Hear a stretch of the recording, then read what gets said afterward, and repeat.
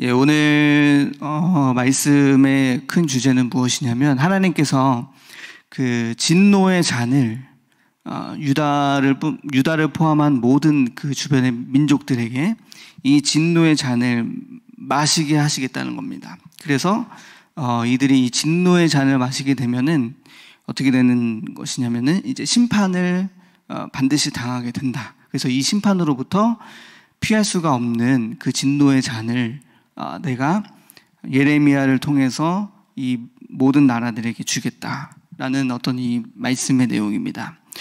그래서 이제 보시면은 15절, 17절에서 보시면은 하나님께서 그 예레미야에게 진노의 술잔을 이 모든 나라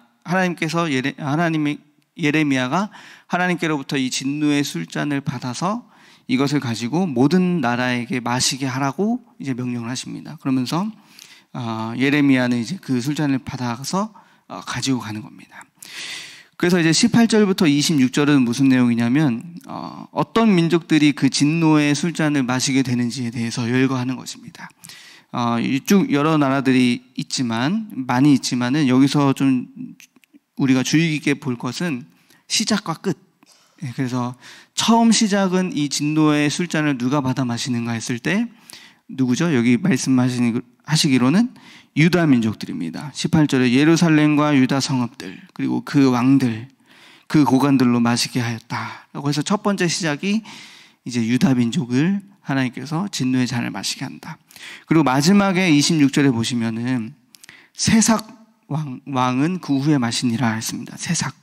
그럼 이 세삭이란 나라가 어딜까 했을 때 이 세삭은 그때 당시 그 언어로 뭔가 암호화되어 있는 그 언어라고 합니다. 그래서 이 세삭이란 뜻은 바벨론이라는 뜻입니다. 그래서 결국에는 하나님께서 25장 그 앞절에서는 느부갓네살을 내 종이라고 하시거든요. 근데 느부갓네살이 정말 하나님의 종이었나요? 그 느부갓네살은 하나님을 몰랐지만 그 하나님이 이 지금 유다 민족에 대한 어떤 심판을 위하여 잠깐 사용하시는 하나님의 종이 되었습니다. 그래서 느부갓네살을 내 종이라고 했거든요. 그 9절에 보시면은 내 종 바벨론의 왕 느부갓네살을 불러다가 이렇게 말씀하시듯이 그 하나님이 느부갓네살 왕을 잠시 사용하십니다. 그 이 하나님의 큰 일을 위해서, 역사를 위해서.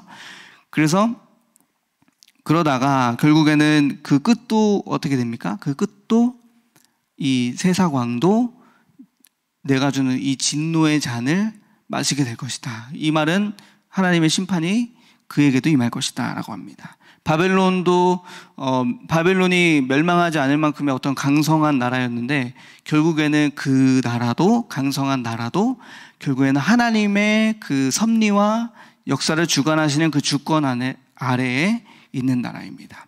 지금의 우리 정세를 봤을 때 어떤 나라가 패권을 쥐고 있는 것 같으신가요?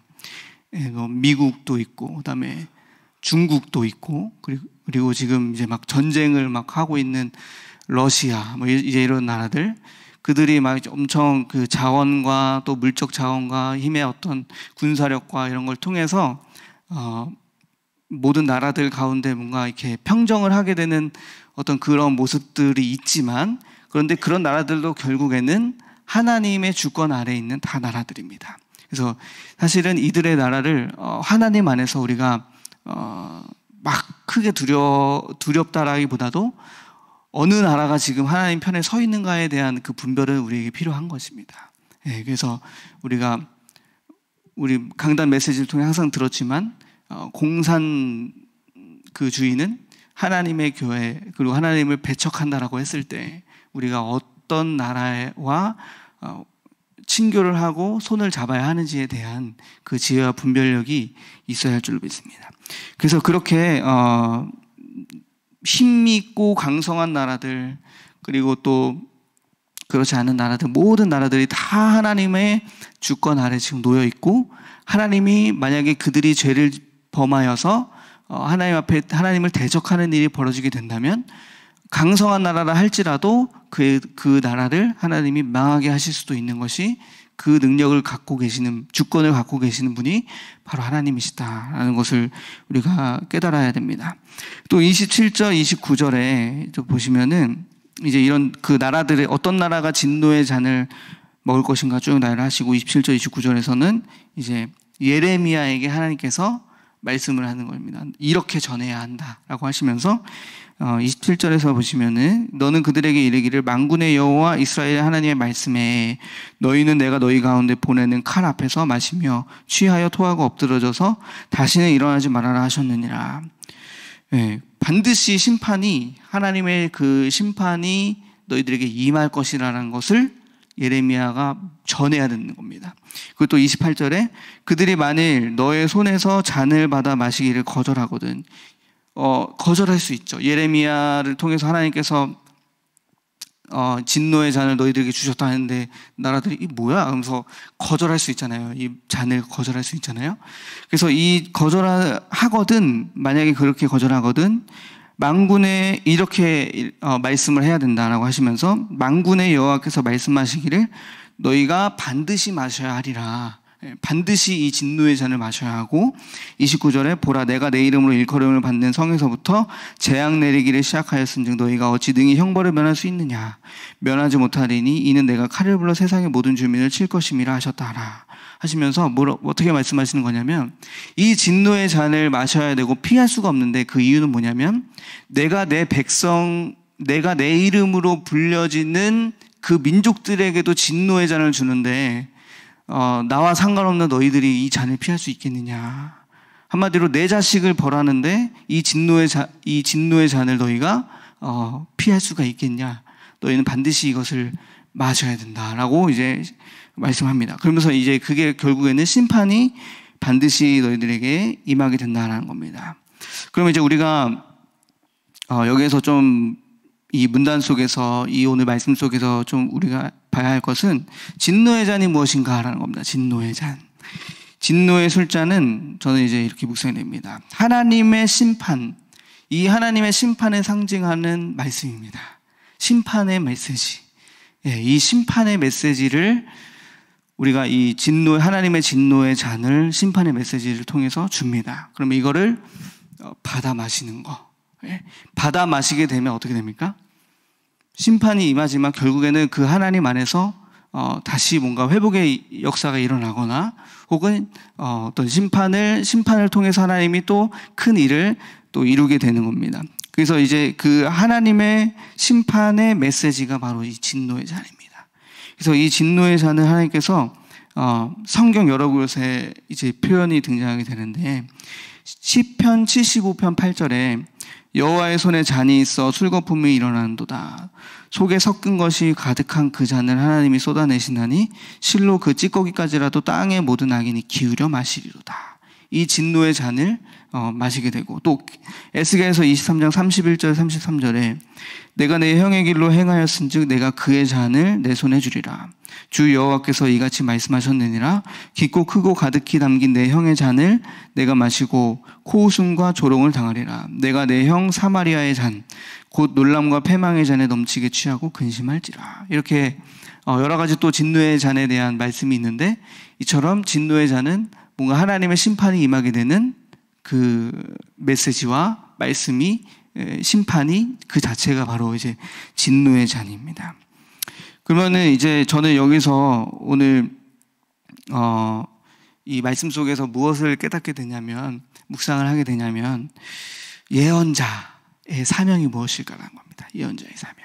혹은 이제 그때 당시에는 이제 예언가, 선지자 이제 이런 사람들이었지만 지금 오늘날에 따지면 이 말씀을 선포하는 사람들, 사역자들, 목회자 그리고 이런 사람들의 사명이 어떤 사명이 있을까라고 했을 때 저는 이제 이렇게 좀 묵상이 됐습니다. 17절에 예레미야가 하나님의 그 진노의 술잔을 받아서 모든 나라로 마시게 하라라고 했던 그 하나님의 명령을 따라서 사역자의 사명은 하나님의 진노의 잔을 받아서 마시게 하는 것이다 라는 것이 좀 깨닫게 됩니다.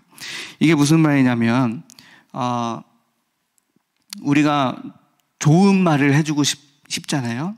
우리 뭐 목장이든 뭐 성도들이든 이제 이렇게 좋은 말을 해주고 싶고 위로가 되고 이제 이런 말을 하는 것은 당연한 건데 만약에 우리의 목원과 또 양들이 죄악된 길로 행했을 때도 과연 좋은 말이 통할까라는 겁니다. 그때는 정확하게 하나님의 진노의 잔을 받아서 그에게 마시게 하는 것이 우리 사역자의 사명이다라는 것이 좀 묵상이 됩니다. 그래서 어떻게 되냐면 그래서 안 좋은 말을 하게 되는 거잖아요, 사실은. 이렇게 하면 망합니다. 우리 이렇게 가면은 하나님의 진노가 임하게 될 거예요.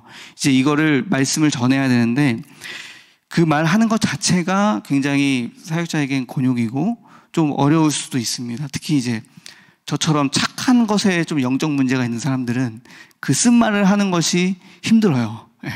누군가 잘못하고 있을 때.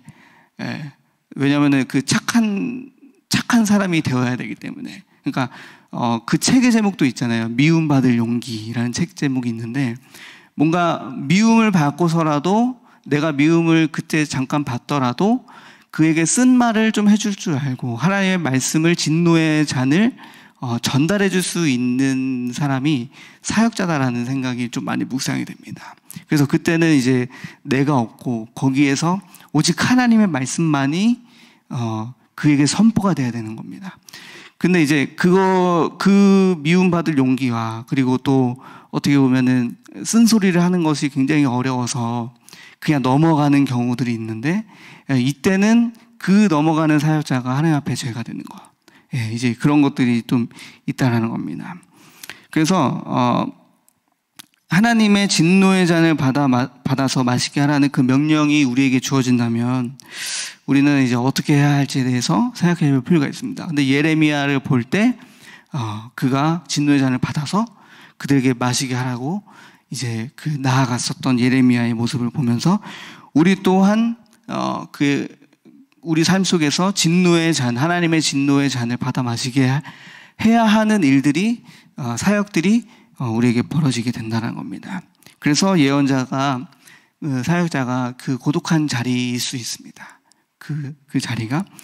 근데 그러나 우리가 중요한 것은 내가 미움을 받아도 그 목원이 또 그 어떤 성도님이 하나님의 말씀을 깨닫고 자신의 죄악을 깨닫고 하나님 앞에 돌아온다면 그것이 더 큰 하나님 앞에 영광이 되는 것이라는 사실을 우리가 기억해야 된다는 겁니다. 그래서 사람들로 하여금 진짜 선지자의 사역자의 그 역할은 무엇이냐면 죄를 깨닫게 하는 것. 하나님 앞에서 지금 그가 잘못되어져 가는 여러 가지 모습들을 봤을 때 이것을 때를 분별해서 그에게 진노의 잔을 줌으로써 그의 죄를 하나님 앞에서 깨닫게 하는 것이 우리의 사명이다라는 겁니다. 근데 이게 중요한 것이 오늘 모든 하나님께서 예레미야에게 말씀하실 때 어떻게 말씀하셨냐면 모든 나라와 민족에게 가가지고 받아서 마시게 하라고 했습니다.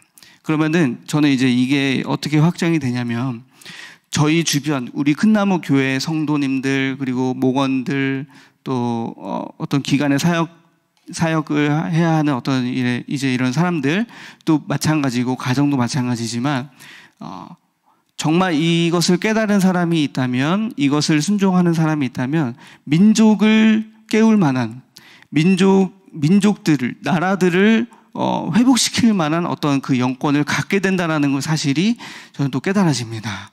예레미야가 그만큼 하나님 앞에 100% 깨달았기 때문에 또 순종했기 때문에 하나님이 그 민족을 깨우는 선지자로 사용하셨듯이 오늘 우리 큰나무 교회에 우리 후대들이 많이 있잖아요. 이들이 정말 하나님의 말씀을 100%다 깨달아서 민족을 깨우는 지도자가 세워지게 된다라는 그 사실을 소망하면서 우리가 기도 제목을 잡아야 되지 않나라는 묵상이 되어집니다. 그래서 우리가 볼 핵심 메시지는 무엇이냐면 15절 17절입니다. 진노의 잔을 받아가지고 내가 너를 보내는 바 그 모든 나라로 하여금 마시게 하라. 17절 내가 여호와의 손에서 그 잔을 받아서 여호와께서 나를 보내신 바 그 모든 나라로 마시게 하되 라고 했듯이 하나님 앞에 그 선지자 깨어있는 선지자가 진노의 잔을 받아서 모든 나라와 민족에게 그 진노의 잔을 받아서 마시게 해서 어떻게 합니까? 그들의 죄악을 깨우쳐서 하나님 앞에 돌아오게 하는 거. 이게 우리의 사명이고 또 진정한 그 책임이라는 사실이 깨닫게 됩니다. 그래서 우리는 이제 그러면 이제 우리가 어떤 의미로 이것을 좀 적용을 실제적으로 해볼 수 있을까 할 때, 먼저 선지자가 두 종류의 선지자가 있다라는 것을 이제 우리가 좀 묵상할 필요가 있습니다. 성경에서도 이제 거짓 선지자가 나오고 참 선지자가 나옵니다. 이 거짓 선지자는 어떤 사람이냐면 하나님의 말씀을 전하는 게 아니라 자기 마음에 있는 말을 전하는 사람이 거짓 선지자입니다. 그리고 혹은 어떤 동기가 있어서 내 입에 물질이 들어오면 평안을 이야기하고 내 입에 뭔가 채워지지 아니하면 전쟁을 준비하라고 말하는 사람이 그 선지자라고 이야기합니다. 그 말씀이 어디 있냐면 이제 먼저는 자기 마음에 있는 말을 하는 것이 이제 예레미야 23장 16절에서 이제 하나님이 말씀하시기를, 만군의 여호와께서 이와 같이 말씀하시되 너희에게 예언하는 선지자들의 말을 듣지 말라. 그들은 너희에게 헛된 것을 가르치나니 그들이 말한 묵시는 자기 마음으로 말미암은 것이오라고 말합니다. 자기 마음으로 말미암은 것이요 여호와의 입에서 나온 것이 아니니라 했을 때, 이렇게 거짓 선지자는 하나님의 입에서 나온 말씀으로 이야기하는 사람이 아니라 자기 마음에 있는 말을 하는 사람이 거짓 선지자다라는 겁니다. 그리고 또 이제 동기가 있는 선지자, 이런 사람들은 어떤 선지자일까 했을 때 이제 보시면은 미가서입니다. 미가서. 구약 성경 요나서 다음에 있습니다. 옵요미라고 할 때 그 미가서에 보면 미가서 3장 5절에서 8절입니다. 구약 성경 1292페이지, 93페이지.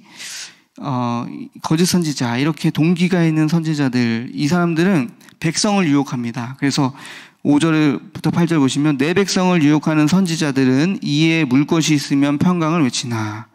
평강을 외치는 것은, 하나님의 평강을 외치는 것은 굉장히 복음입니다. 그런데 중요한 것은 그가 왜 평강을 외치는가 했을 때 이에 물 것이 뭔가 채워주니까 평강을 외치는 거예요. 그 다음에 그 입에 무엇을 채워주지 아니하는 자. 어떤 사람 중에, 백성들 중에 선지자에게 뭐 물질을 막 후원하고 막 이러면은 평강을 외치는데 막 이렇게 막 채워주지 않으면 어떻게 되냐면 지금 전쟁을 준비해야 돼요. 당신. 뭐 이러면서 이제 막 위협을 가하는 거예요. 그러면서 이런 선지자에 대하여 여호와께서 이르시되 이런 거짓 선지자들은 6절에 너희가 밤을 만나겠다. 그래서 이상을 보지 못하고 어둠을 만나고 점치지 못하고 이 선지자 위에는 해가 져서 낮이 캄캄할 것이라 했을 때, 이런 선지자는 하나님의 말씀을 깨닫지 못하게 되는 일들이 벌어지게 됩니다. 그래서 7절에 선견자가 부끄러워하며 술객이 수치를 당하여 다 입술을 가릴 것은 하나님이 응답하지 아니하심이거니와. 8절, 그럼 참 선지자는 누구일까 했을 때 오직 나는 여호와의 영으로 말미암아 능력과 정의와 용기로 충만해야 하셔서 야곱의 허물과 이스라엘의 죄를 그들에게 보이리라. 이런 선지자가 참 선지자. 오늘 저는 여기서 이 말씀이 많이 묵상이 됐는데, 야곱의 허물과 이스라엘의 죄를 그들에게 보이리라 했을 때 이 예레미야 말씀과 좀 연결이 되었습니다. 진노의 잔을 받아서 마시게 하는 것, 하나님의 그 심판을 그들에게 임할 것이라 이렇게 명하면서 그들의 죄를 깨닫게 하는 그 예레미야의 모습이 이렇게 그 하나님의 영으로 충만하여져서 그 모든 백성들의 죄를 깨닫게 하고 보이게 하는 선지자가 참된 선지자라는 것입니다. 그래서 여기서 보시면은 그래서 성경에서도 이제 이 참 선지자에 대한 어떤 예들이 있는데, 그 나단 선지자가 그 예입니다. 나단 선지자. 이 나단 선지자는 다윗을 회개시킨 사람입니다.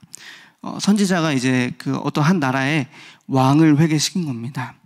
이 사람이 사무엘상 이제 12장에서 그 다윗이 우리아의 아내인 밧세바를 범하게 되는 사건을 통해서 하나님께 보냄을 받습니다. 이 나단 선지자가.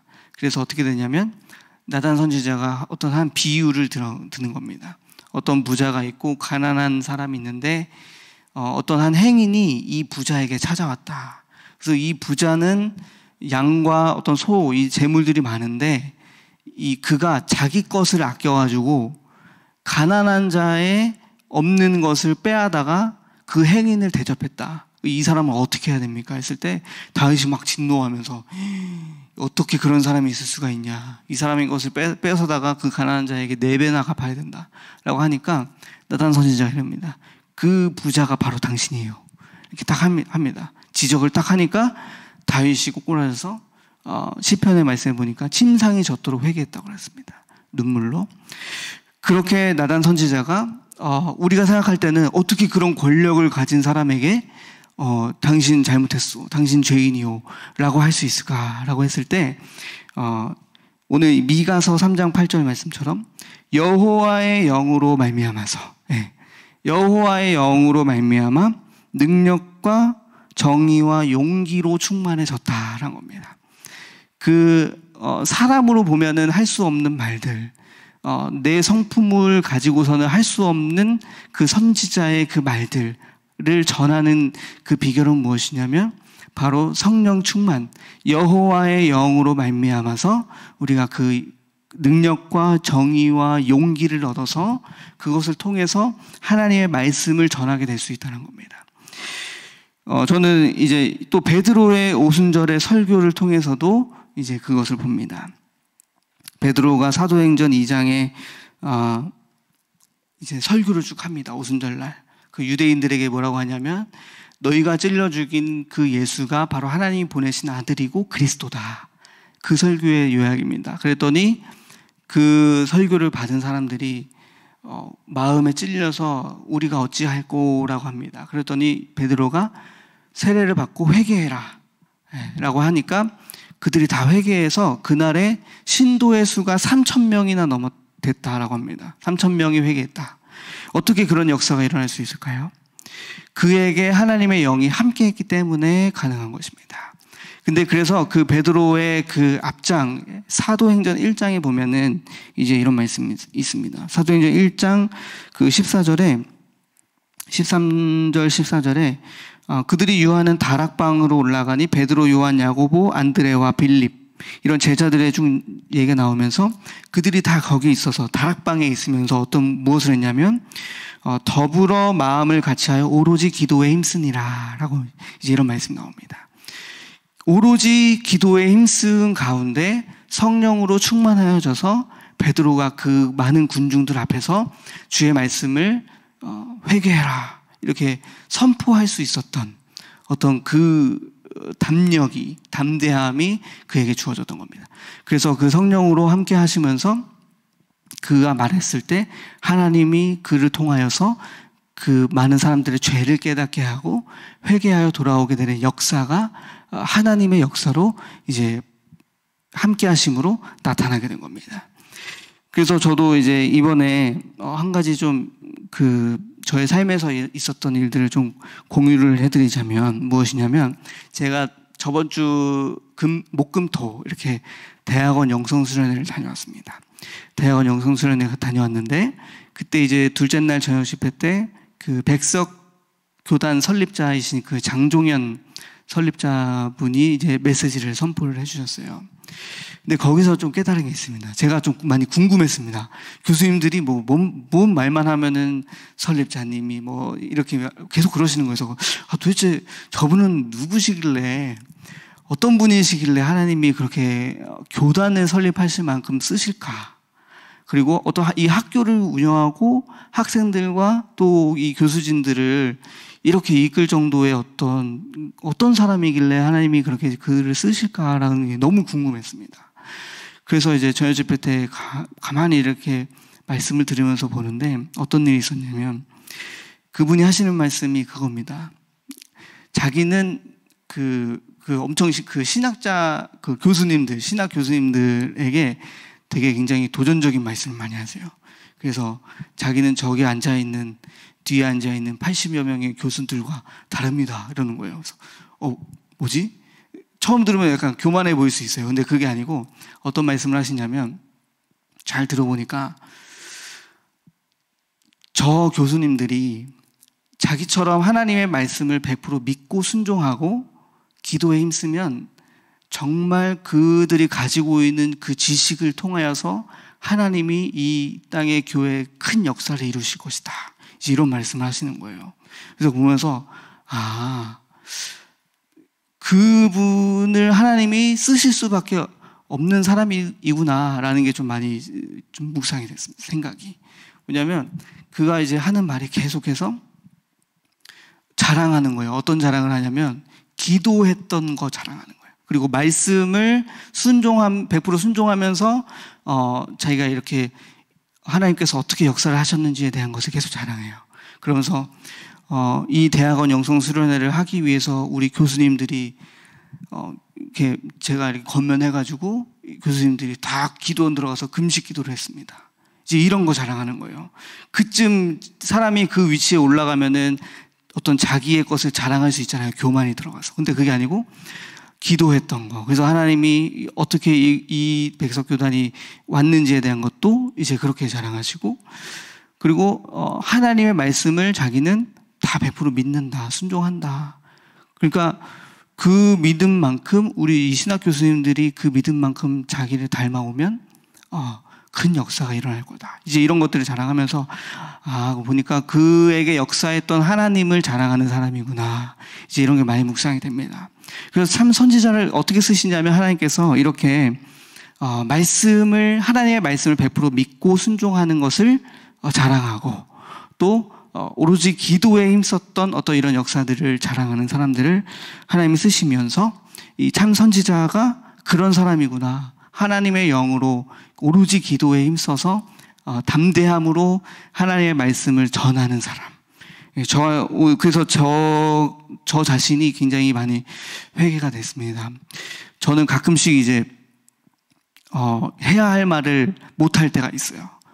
저 사람이 날 미워하면 어떡하지? 이렇게 싫어하면 어떡하지? 이러면서 이제 막 해야 할 말인데 그걸 못하고 넘어가는 경우들이 좀 있었습니다. 이제 그런 측면을 봤을 때 그를 위해서 기도하면서 하나님께서 그 영혼을 향해서 어떤 말씀을 하실까를 받아서 그 말씀이 평안의 말이든 오늘 이 예레미야 말씀 진노의 잔이든 그 명확한 그 민족과 나라와 사람을 영혼을 향한 하나님의 말씀을 내 자아가 다 죽고 온전히 하나님의 말씀만이 서게 되는 그 역사를 우리가 전해서 우리 그 하나님의 역사를 또 경험할 수 있는 저와 여러분 되시길 소망합니다. 그래서 오늘 이 참 선지자와 거짓 선지자의 어떤 이런 차이들을 우리가 한번 보시면서 나는 지금 어느 자리에 서 있는가라고 한번 묵상해 봤으면 좋겠습니다. 오늘날의 이 사역자만이 선지자가 아니고 이 하나님의 말씀을 전하는 자리에 있는 모든 사람들이 다 선지자입니다. 베드로서에 보면 만인 제사장이라고 했듯이 우리 모두가 다 제사장이고 선지자고 우리 삶의 현장에서 말씀을 선포하는 자입니다. 그러면 이제 우리는 어떤 말씀을 선포하고 있는가라고 했을 때 이제 여기에서 하나님의 말씀을 받아서 그 영으로 충만해서 용기와 능력과 정의로 담대함을 얻어서 말씀을 전할 수 있는 저와 여러분 되시기를 소망합니다. 그래야 하나님이 쓰시는 사역자들로 제자들로 세워지는 저와 여러분 되시기를 소망합니다. 기도하겠습니다. 하나님 감사합니다. 우리의 힘으로는 할 수 없는 여러 가지 일들을 기도를 통하여서 성령님 우리와 함께 해주셔서 담대함을 얻어 용기를 얻어서 전하게 하시니 또한 감사드립니다. 우리의 삶에 회복되어져야 될 현장들이 많이 있습니다. 그 현장들을 바라보면서 예레미야와 같이 하나님의 말씀을 들고 진노의 잔을 들고 나아가서 마시게 하는 현장의 사역자들로 우리를 세워주시옵소서. 그래야 우리의 가정부터 우리의 또 작은 공동체로부터 모든 나라와 민족에 이르기까지 모든 사람들의 그 깨우게 되는 역사가 일어날 수 있기를 간절히 소망합니다. 또 특별히 우리 후대들 가운데서 이런 사람들이 많이 세워져서 하나님의 나라를 이루며 하나님 앞에 많은 영혼들이 돌아오게 되는 역사를 시간 경험케 하여 주시옵소서. 모든 것 감사드리며 예수 그리스도의 이름으로 기도드립니다. 아멘.